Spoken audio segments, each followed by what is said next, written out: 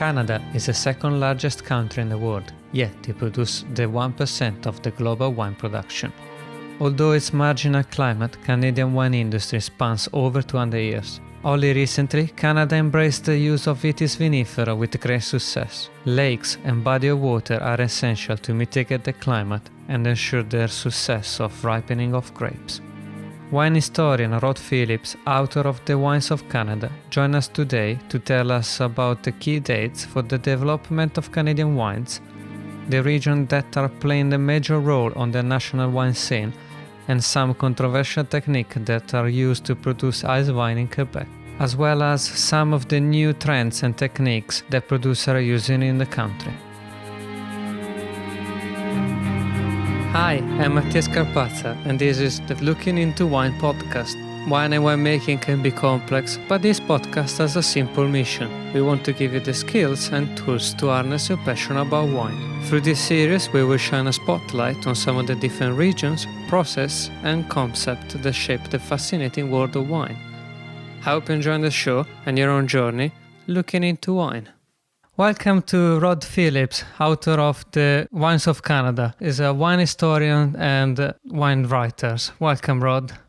Thanks very much, Mattia. Nice to be here.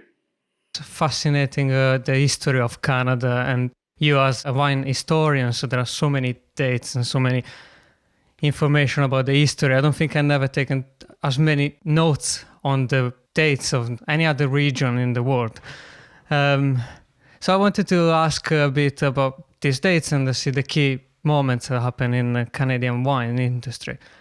I think we could start from like the 1850s. Then there was the first documented wineries. Where was that, and what was their idea? Well, wine was made probably back in the 1600s and 1700s in very, very small quantities, made from local grape varieties, from native grape varieties. Probably some of the missionaries made their own wine for religious purposes, but we don't really know about it. I mean, there are a few records, but it's not until about the 1850s that you can start talking about commercial wine production. Why? No, it's hard to say. I mean, I would say that probably there was a growing middle class in Canada. The cities were starting to become larger. Wine was being imported from Spain and from France and other places. And quite clearly, some entrepreneurs decided that it was possible to make wine in Canada that people could. And it was in Ontario where they started the first wineries. Yes, in Ontario. That's right. That's right. I mean, some of the early, very early wine was probably made in Quebec and in Nova Scotia, places like that. So this is in Ontario. Those are the first records, and they made the wine mainly using native grapes. Probably not very good. Okay, and then we can jump into like about 100 years, and when you jump into the 1970s, where you start to see the shift from native hybrids into more vitis vinifera based wine in Canada, and that was sort of the beginning of the modern Canada wines.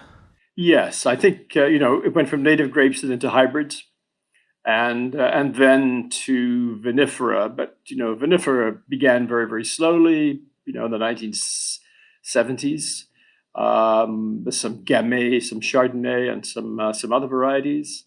And but the real takeoff was in the 1990s. So there was just sort of a very slow. It's like an airplane, right? Just taxiing along the runway in the 1970s and 80s, and then began to take off sometime in the 1990s. Yeah. Well, in the book it says that there was a bit of experimenting to see where they can plant vitis viniferas, because it's a bit more delicate than the hybrids or the Lambrusco grapes. And it was in the 83 when there was the iconic first Canadian Icewine to be produced. That's right.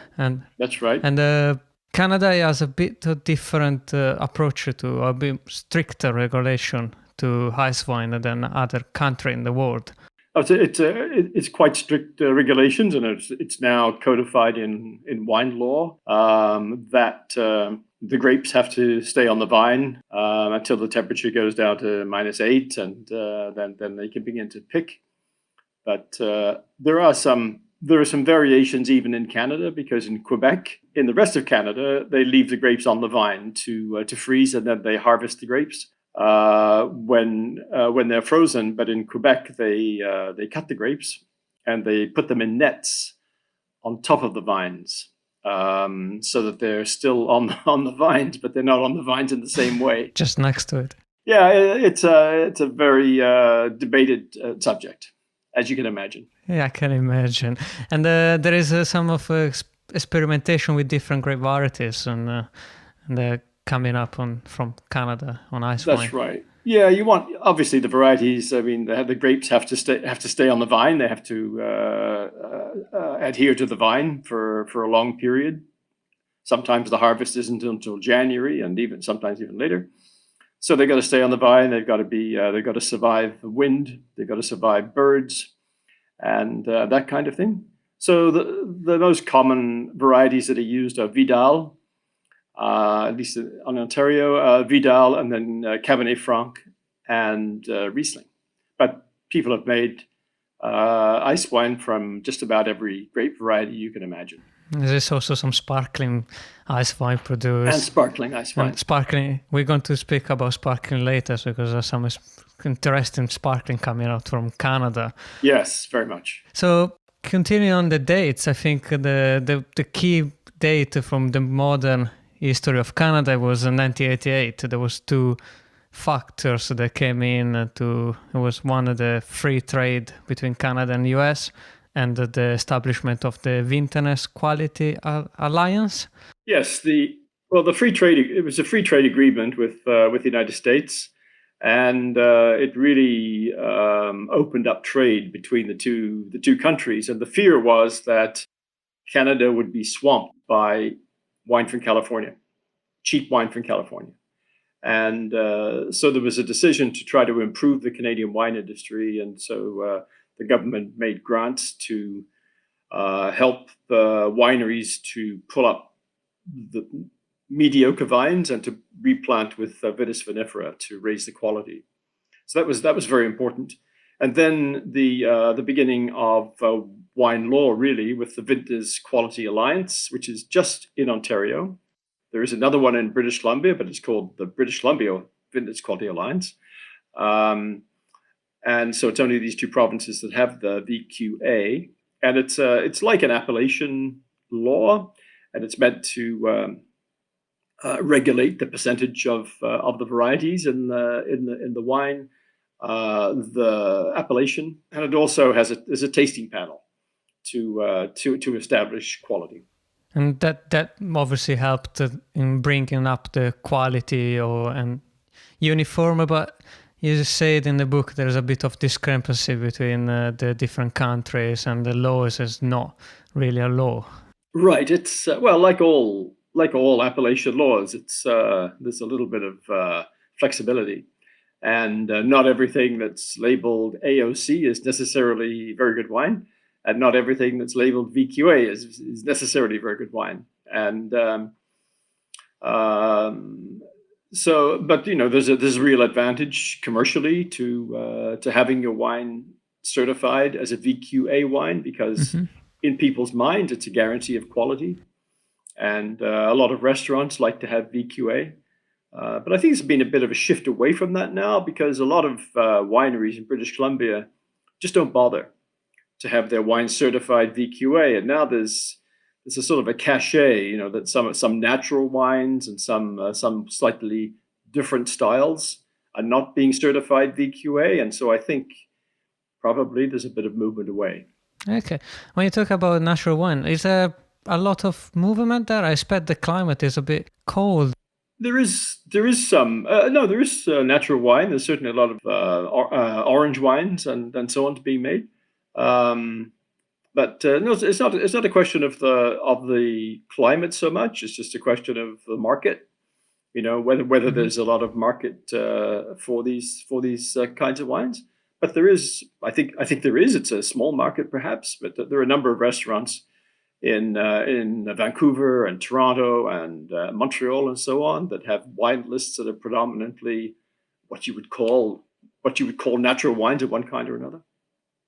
Okay, and it's interesting. In the book, you say that in the first part, you say that Canada is the second largest country in the world, but it produced the 1% of wine in the world.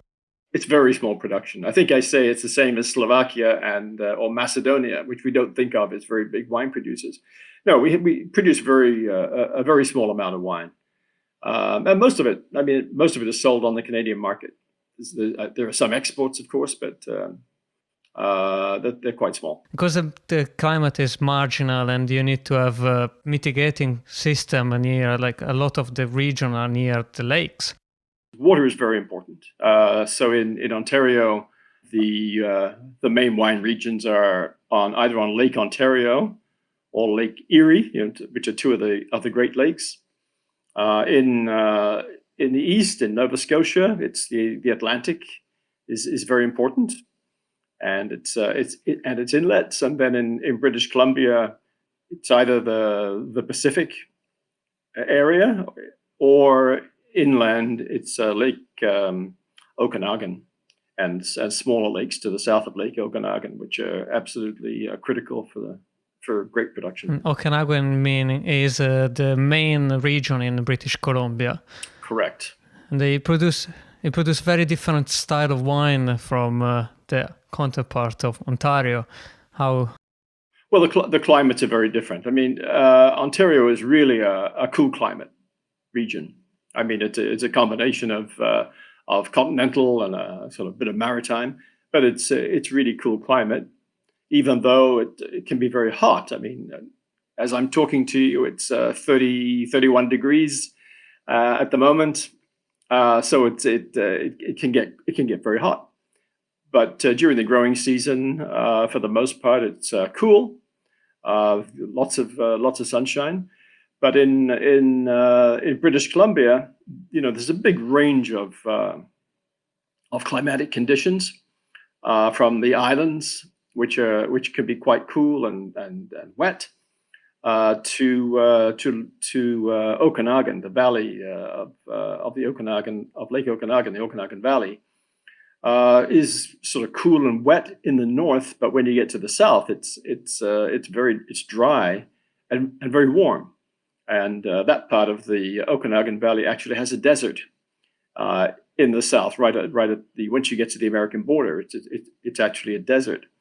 So that area produces a lot of very big red wines, a lot of Syrah, Cabernet, Merlot, and so on, Bordeaux blends, other red blends. So we know when you look at Canada as a whole, it has the conditions to grow a wide range of wines, from cooler varieties, the Rieslings, lovely Chardonnays, Gamets, and Pinot Noir, for example, and then lighter but quite acidic whites on the East Coast and the Atlantic, where it's cool, and then when you get to the southern part of the Okanagan Valley, you've got these very big, robust red wines. So it's a very good country in that respect. It's got a nice wide range of things, but also bear in mind it's a big country from east to west. I mean, it's 6,000 kilometers, and it's not easy to move wine in those great distances. Yes, and this is not commonly found yet around the world. There's still, as you said, a lot of the consumption is done internally, and I think, as you said, most of the exportation was done for Icewine, and that's the main market.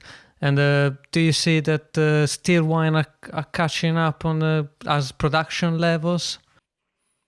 Well, I mean, the main export is still Icewine, which sells very well in Asia, in China especially, but also in the United States and elsewhere. I mean, it's a very big product for duty-free stores, because it's a luxury product that's quite expensive. I mean, In Ontario, a half bottle of Icewine, 375 millimeters, will cost $60, $70, $80, which is 2 or 3 times the price of a good bottle of table wine. So that's still a very important export, and the exports of still wines and sparkling wines is very, very small. I mean, there's exports to the UK, some to China, other parts of Europe, United States, but it's very much an activity of individual wineries who are building export markets. I mean, there is a group of wineries in British Columbia that's promoting exports of their wines, but it's quite small. Okay, and quantity-wise, do you see there's a more production of still wine in Canada? There is quantity. Yeah. I mean, there's good production, and there's certainly room for more exports. But these wines are going to be quite expensive. I mean, their volume is very small. Production costs are relatively high because salaries are high, and just the costs of making wine can be fairly high in Canada.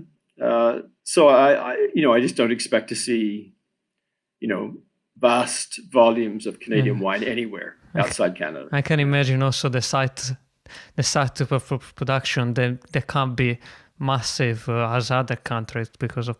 No. Most wines are very, very small. Most wineries, very, very small.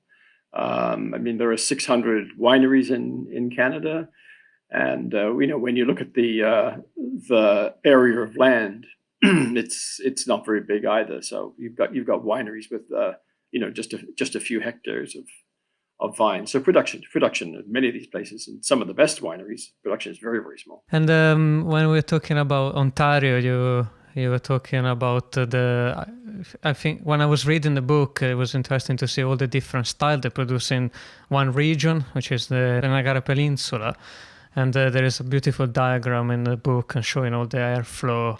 And how can it diversify so much from like a still red wine, some Cabernet Franc being produced to Icewine in such a small region?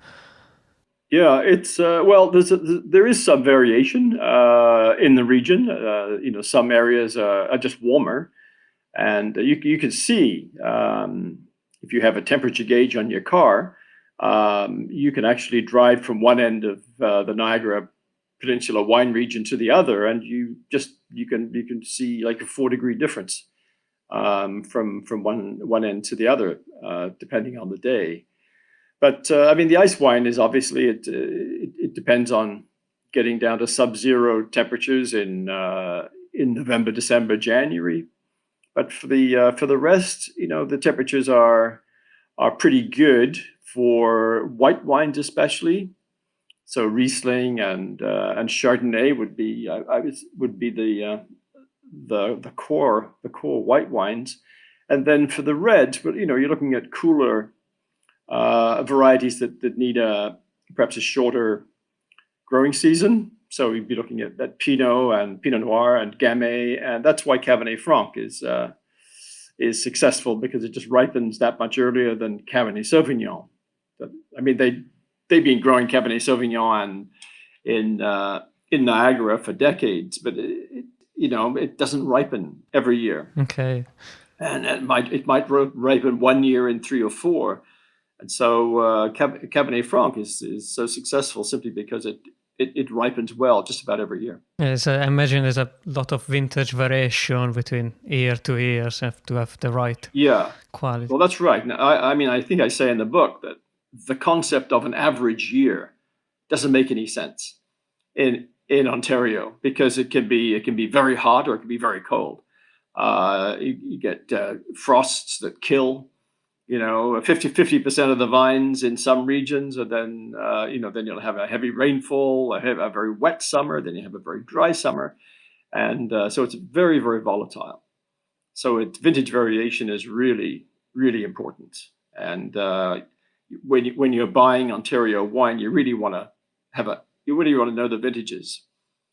because you want to make sure that you've got a wine that will have ripened, where the grapes will have ripened properly. And there's coming out a lot of wine from Canada that are sparkling wines, and it's making quite a lot of very good sparkling wines. Very good, excellent sparkling wines. I think it's one of the strengths of Canadian wine, and that's true of British Columbia and Ontario, but especially Nova Scotia, because Nova Scotia is not known as a wine-producing province.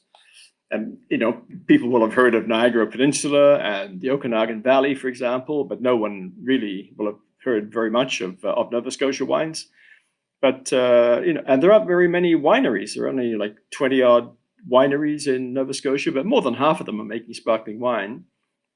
And it's because it's a cool area. And so, they can pick grapes that are a little underripe with very high acidity, and they can make really fantastic sparkling wines. So it's very good.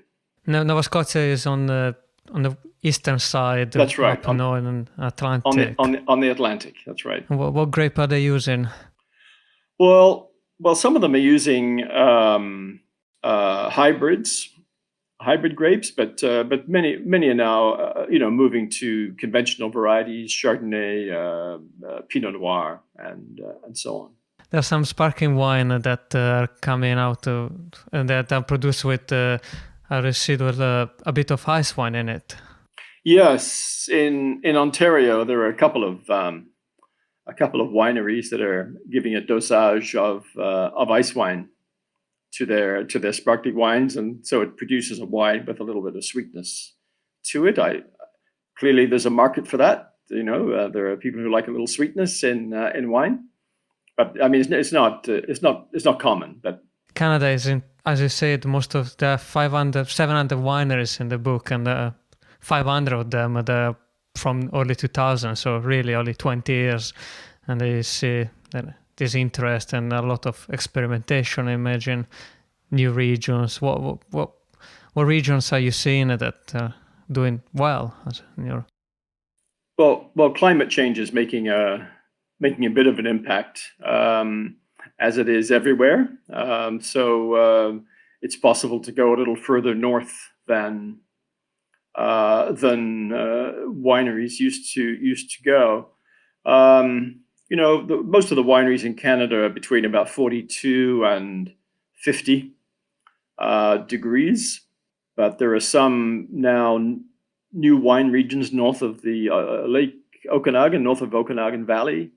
There are about 3 or 4 wine regions up there that were just recognized in the last year or two.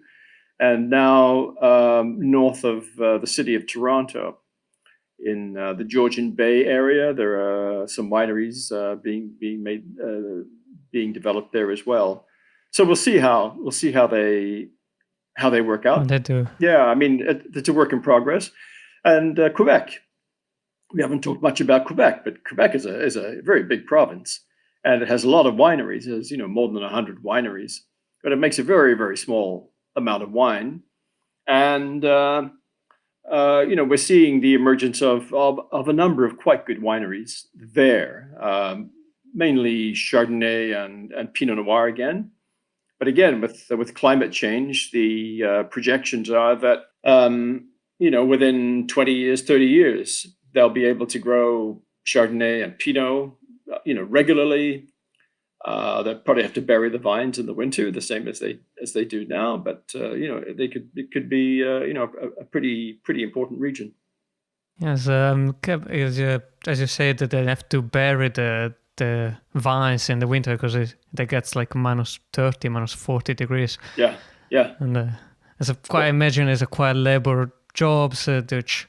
Well, yeah, they have to do that in Ontario as well, in the Prince Edward County region, which is the most northerly region, wine region in Ontario. They have to bury them. I mean, it was done with soil, just burying the vines with soil. Now they're using geotextiles, thermal blankets, basically, to cover the vines, and then if you get a good covering of snow is a very good insulation against it doesn't seem to make any sense, but snow is a very good insulation against cold.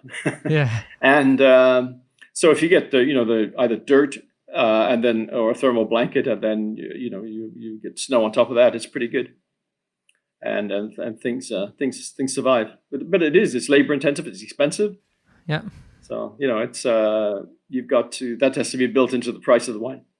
Exactly. I don't expect the Canadian wines to come out in the market for entry-level prices. They're quite difficult to find, and Canadian-made wines especially. Well, that's the problem. That's one of the problems with the domestic market for Canadian wine, is that it's very hard to find a Canadian wine under about in our terms about $13 or $14 or more. And if you're looking at premium high quality wines, you'll easily pay $30-$40 for a bottle of wine. But it's quite possible to buy very good wine from Chile, from Argentina, from Australia perhaps, but also from Italy and Spain and Portugal at much lower prices.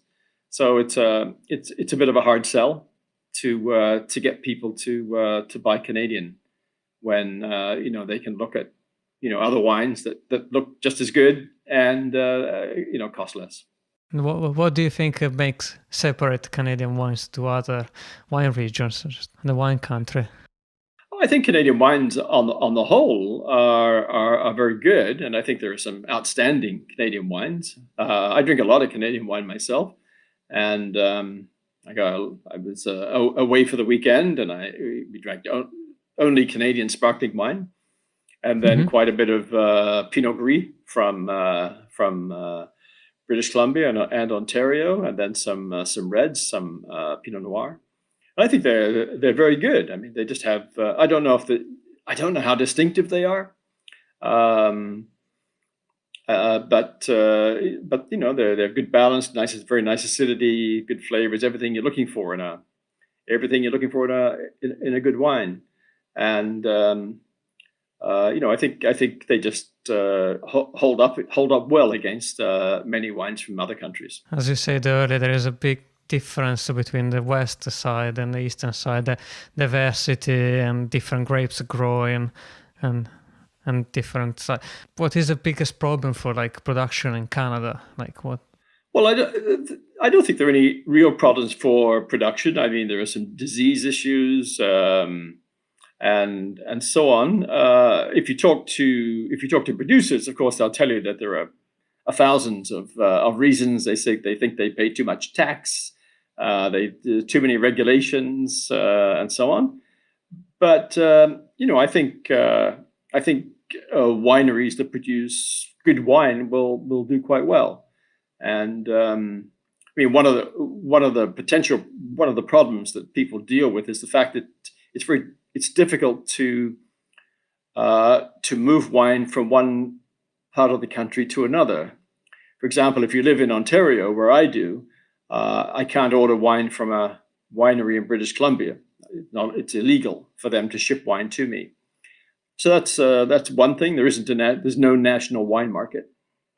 I think there's also we need a national wine law. There's wine law in Ontario, British Columbia, Quebec, and Nova Scotia, but there's no national wine law. And I think it would help to have a Canadian wine law. And there were attempts to do it, and they failed. And I think they need to try again, because I just think it would help. And a unified front in the world. Was in Ontario, the VQA, they diversified different parts, and they created different sub-regions for different content, which was news for me that I learned from the book. Yeah, there are a lot of sub-appellations in Ontario, especially in Niagara Peninsula. There are a lot of sub-appellations, and they decided to do that simply because wineries were starting to label their wines with names that looked like sub-appellations. So those sub-appellations can be a bit confusing, I think, to a lot of people, to a lot of consumers who don't necessarily know where the wine is from. But now British Columbia is also creating a lot of sub-appellations as well, and that they may run into the same kinds of problems. It depends what a lot of wineries will simply label their wine by the large region. It's like California. A lot of California producers just say California. They don't say Alexander Valley or Lodi or anything like that. Just California, because everyone knows where California is. Whereas if you have a consumer who looks at Lodi and doesn't know what it means, then that's not very helpful. So if you've got a good brand like California, it pays to put that on there. And so Niagara Peninsula is something that's known, and so Okanagan Valley is known. So a lot of producers just simply decide to use those appellations. As you say, that the two leading regions are British Columbia and Okanagan on the west. And Rod, thank you so much for your information today. My pleasure. At the moment. Is anything you'd like to add? I think the wind is in the sails of the Canadian wine industry. I think it has immense potential to become quite well known, but there's always the main limiting thing is it's a very small industry, and there's no way that they can actually make a big splash on the international wine world with big volume. So it's always going to be a sort of a niche product on international markets. And there's no way that Canada is going to compete with France or California or anything like that. But no, it's small, but it's interesting, I think, and it's a really, really fine wine that's being made. And before I go, how do people can reach you if they want to reach to you as my duty? I have a website. It's called rodphillipsonwine.com, and there's a contact page there. rodphillipsonwine.com. Yeah. Perfect. Thank you so much, Rod Phillips. Mathieu, good to see you. Thank you. You joined the conversation with Rod Phillips on Looking into Wine. If you enjoyed learning about Canadian wine, I would suggest reading Rod's book, The Wines of Canada. Also, be sure to go on mattiascarpazza.com and remember to join our mailing list now to receive the latest news and projects that are coming up. If you like the podcast, please give us a 5-star review and tell your friend to subscribe. We are available on Apple Podcasts, Spotify, iHeartMusic and every major listening apps, as well as at mattiascarpazza.com, where you can listen to the podcast freely and earlier. A special thanks to today's guest Rod Phillips, music produced by Samuele Di Nardo and audio edited by Tommaso Ascoli.